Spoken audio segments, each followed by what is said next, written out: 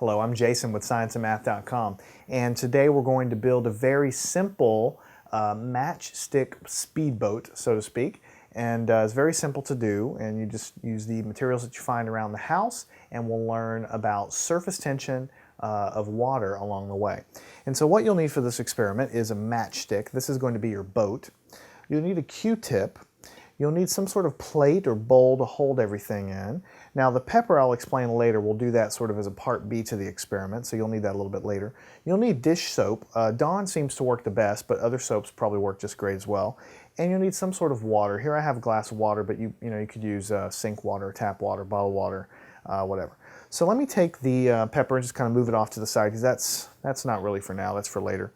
And what we'll do is we'll put everything right in the middle here so you can see everything. We'll take everything out, so we'll put our safety glasses on.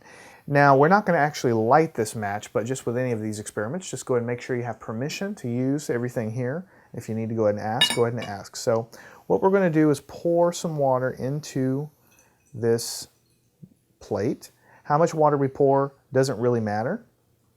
You just want to have enough to float a matchstick. Now let's give it a few seconds to simmer down. Now what you may or may not know about water is very fascinating actually. Water is a special kind of molecule.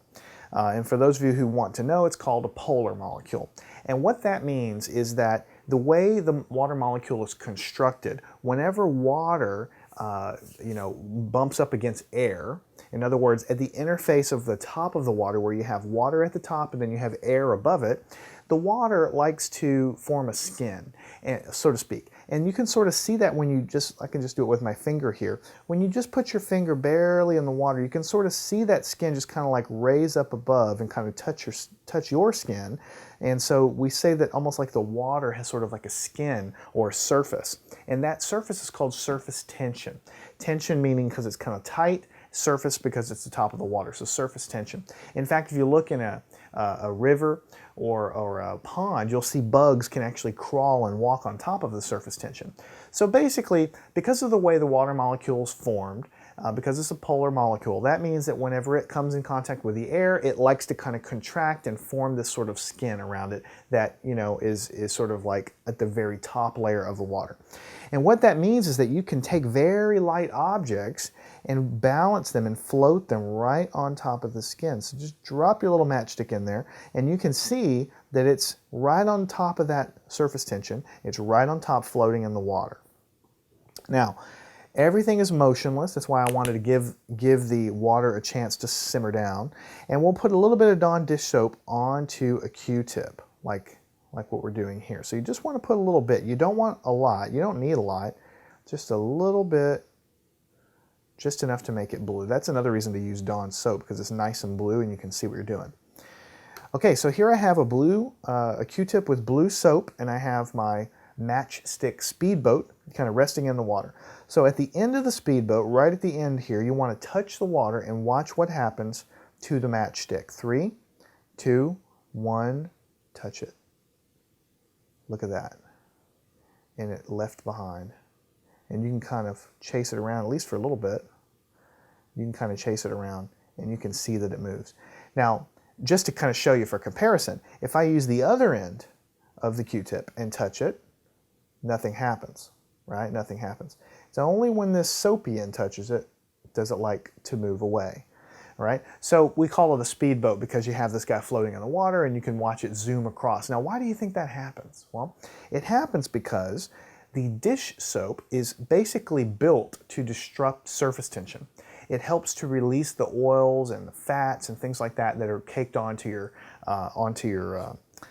dishes when you're trying to wash your dishes. So the soap is basically built to disrupt the surface tension. So if you have something floating on top of the surface tension and then you disrupt it from behind, then what's going to happen is the water is going to kind of ripple through, and that surface tension is going to be disrupted, that skin is going to be disrupted, and it's going to kind of ripple through the water, and it's going to carry that speedboat, the matchstick, so to speak, with it.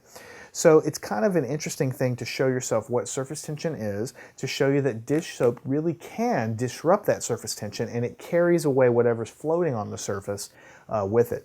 So what we're going to do now is clean this water out, get all the soap out of it, do the experiment again, and we'll do it with some black pepper and you'll be able to see the effect, I think, even a little bit easier. So let's go ahead and do it again, and this time we'll, instead of a matchstick, we'll actually put some pepper flakes on top, and you'll be able to see something neat there. So let's go ahead and put a nice fair amount of water in there, same as before. Now in this case, we will use some pepper. Now it doesn't have to be cracked pepper, you can just use whatever you have.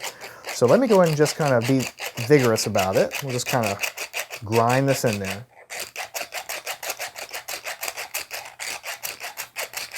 You want to put a lot of it in there to really see the effect really well. So I'm going to kind of go a little nuts here.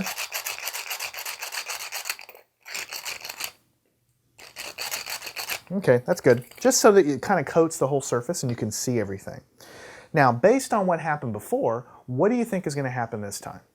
Well, before we said when we put dish soap in water, it disrupts that surface tension. And what that means is the skin that's formed is broken down. And so it kind of propagates out from the point that you put the soap in there, it kind of spreads out. So if we put soap in the middle, we should expect to see all of this pepper kind of move to the edges. So let's see if that's what happens. So we want to go ahead and put a good chunk of soap there, but not too much. You don't want to go nuts with the soap there. And you want to put it right in the center. 3, 2, 1, insert. Now you can see the pepper just goes straight to the edge of the plate. Notice it goes all in a circle. Everything is in the circle just kind of moves out. Now if you try to keep doing it, it does work a little bit, but not nearly as much as it did the first time. That's because once we have soap in the water, the surface tension is basically disrupted. And you can't keep putting soap in there and expecting the same thing to happen, because once the surface tension is broken down, it's done, it's gone, it's not there anymore. So once it's done sort of like one time, then you have to sort of reset to do it again. So if you want to do this experiment again, you need to empty the plate, wash it out, clean it out nicely, and then start over, because once you have any soap in there, it kind of prevents it from happening again. So again, we learned about surface tension. That's the skin on top of a liquid, especially water. When it comes into contact with the air, the way the water molecules are built, they like to kind of cram together and form this skin on the top. When you put soap in there, they get inside those, in between those molecules, and break that down so that that skin doesn't like to form anymore. So you can see it propagate out from wherever you put your soap. So in the center, it all propagates out to the edges. Of course, when we use our speedboat, it kind of pushes that little speedboat along. It's a very, very simple thing to do. Almost everybody has these materials at home, and you can learn about some real science along the way. So go grab an adult, go grab these materials, and have fun doing this experiment and learning about surface tension.